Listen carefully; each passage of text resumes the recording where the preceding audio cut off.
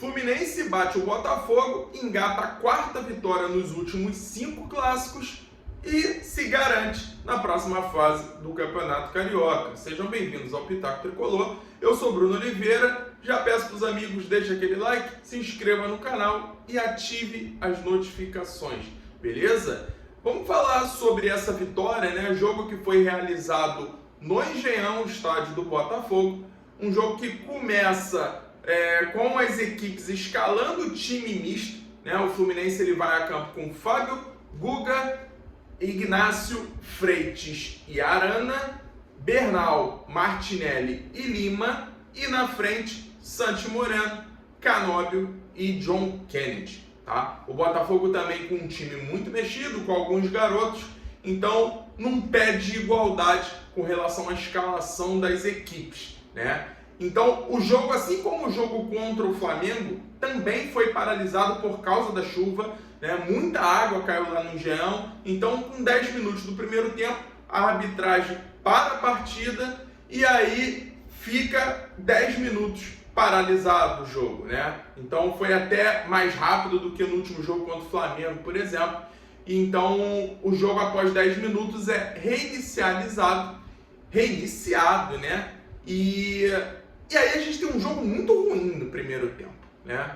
Os dois times não conseguiram jogar, não conseguiram ameaçar. A gente percebe ali claramente uma falta de entrosamento, o nervosismo de alguns jogadores também. Então, tanto o Fluminense quanto o Botafogo não conseguiram fazer uma boa partida no primeiro tempo.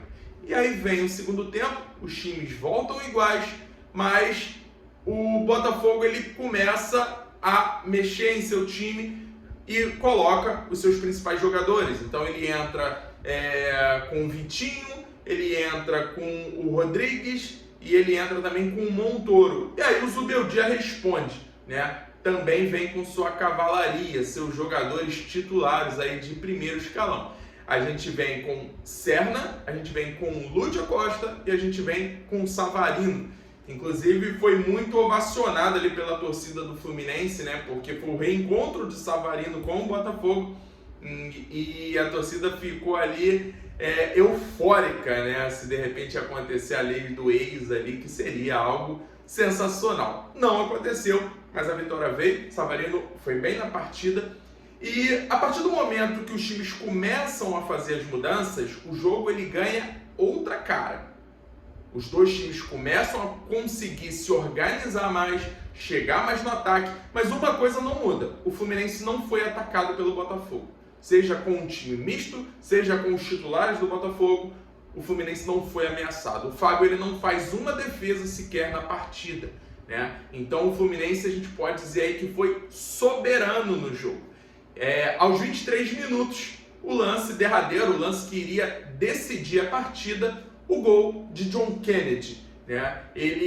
Uma jogada muito bonita, inclusive, do Fluminense, uma jogada trabalhada, sempre recebe e passa. E aí, John Kennedy passa pro Acosta, a bola ainda resvala no Martinelli deixa de lado pro Acosta, e o Acosta dá uma assistência, coisa de cinema, coisa de camisa 10, coisa de quem é craque, coisa de quem é gênio, coisa de quem sabe o que está fazendo.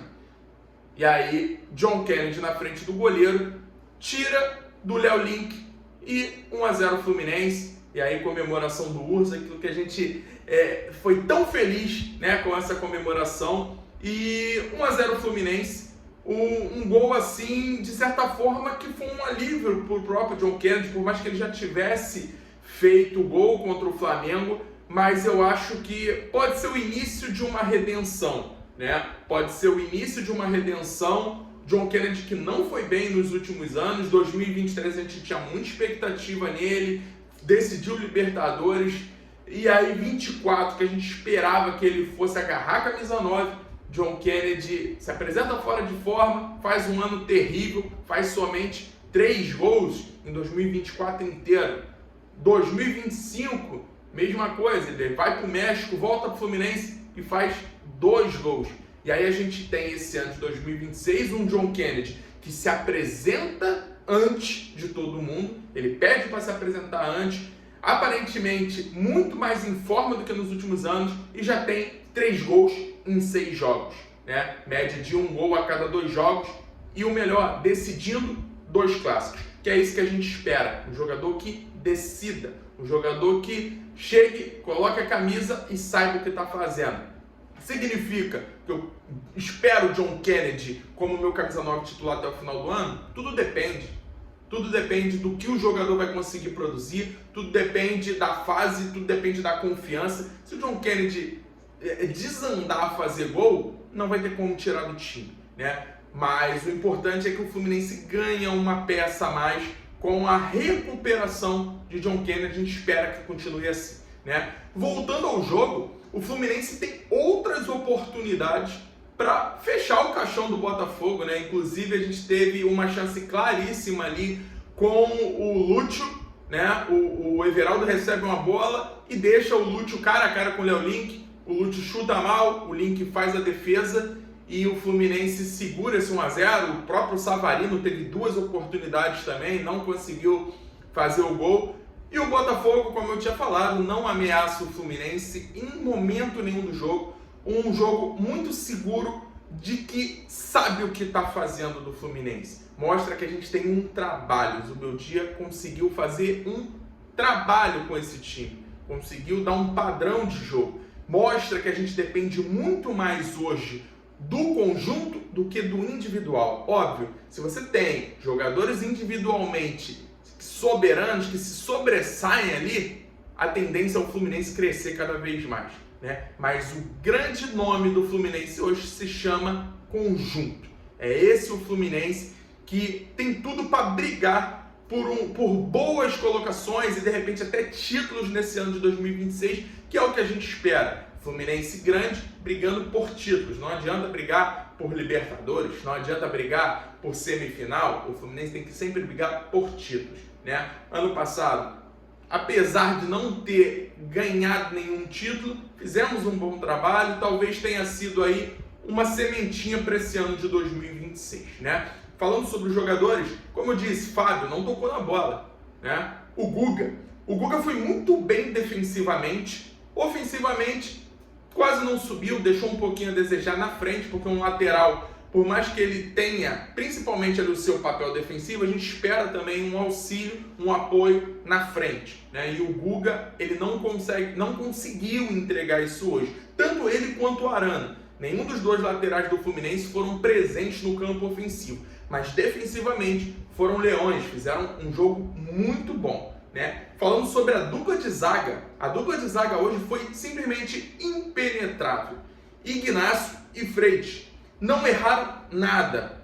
Um passe ou outro, normal, gente, normal, o futebol é assim, mas não foi nenhum passe decisivo ali que colocou o Fluminense em apuros, né? O Ignacio foi gigantesco na partida.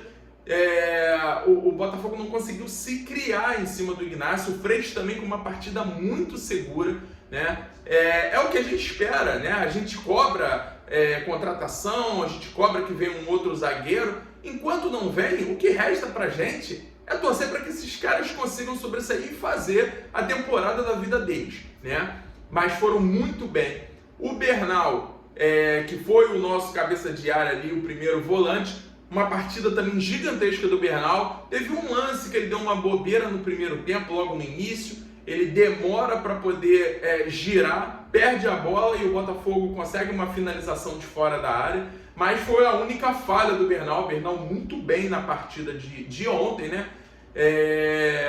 O Martinelli foi impecável. O Martinelli fez uma partida impecável. Martinelli, que é outro jogador de 2025 para cá, né? Botou a camisa da grandeza e aquilo, o famoso botou o pau na mesa e agora eu sou um jogador grande. E Matheus Martinelli virou um jogadoraço. Algo que a gente sempre esperava dele quando ele era da base, uma promessa do Fluminense, mas que demorou a sair desse casulo e de fato virar um grande jogador, né? O Martinelli no segundo tempo, ele vira praticamente um camisa 10, distribuindo bolas de jogadores assim, de talento refinado, né? Na marcação dura, dando porrada também. Então o Martinelli virando homem finalmente. Partidaço do Martinelli. Lima destoou do time. Lima foi muito mal, não acrescentou em nada num primeiro tempo muito ruim. No segundo, quando ele sai, o time melhora, porque óbvio, entra o Acosta, né, com a qualidade assim que não tem como descrever. E na frente, a nossa dupla de ponteiros muito mal. O Canóbio e o Santos Moreno, muito mal, destoaram também do time junto com o Lima, foram ali as pontas soltas da partida, né? O Canóbio ele ainda ajudou um pouco mais, fazendo aquele trabalho que a gente já conhece do Canóbio, voltando pra caramba, ajudando na marcação. E aí, mas na frente, tecnicamente, não entregou nada, não funcionou o Canóbio. E o John Kennedy, o primeiro tempo meio tímido, assim como todo o time do Fluminense não foi bem no primeiro tempo, mas no segundo tempo o John Kennedy foi decisivo, né? Não tenho o que dizer mais do que um jogador que faz o gol da vitória, né? Um gol muito bonito, um gol de camisa 9 e conseguindo sair da área, fazer pivô, distribuindo jogada. John Kennedy muito bem na partida, dessa partida contra o Botafogo.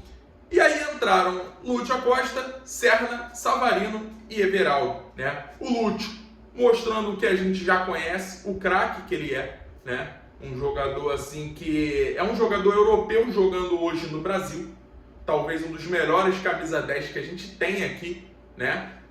E esse ano tem tudo para ser o ano do Acosta, beleza? Savarino entrou bem também lá pelo lado direito, fazendo uma função que ele fazia muito na época do Atlético Mineiro, na época que a gente aqui no Pitaco até chegou a pedir algumas vezes o Savarino no Fluminense, né? Quando ele era do Atlético Mineiro ainda, jogando pelo lado direito ali, deu o trabalho, finalizou, entrou muito bem o Savarino, se movimentou, refinado no passe, né? O Serna do lado esquerdo é o Serna, é aquele Serna 880 que a gente conhece, né? Ou ele é aquele jogador que vai dar uma engrossada e vai isolar uma bola, ou vai ser aquele jogador que vai definir a partida num gol de oportunismo, num gol de talento.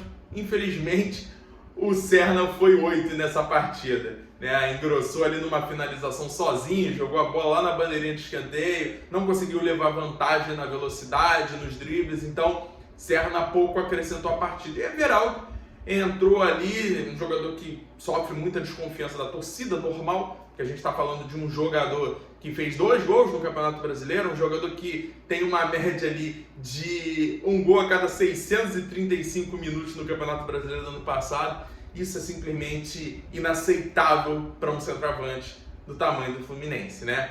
Então é isso, galera. Fluminense classificado para a próxima fase, jogando muito bem e ganhando corpo para a sequência da temporada. Então diga aí vocês nos comentários o que vocês acharam, gostaram da partida do Fluminense, estão animados para o restante da temporada ou o Campeonato Carioca não dá para se iludir? Então é isso, deixa o like, fiquem bem, se inscrevam no canal e até a próxima. Valeu!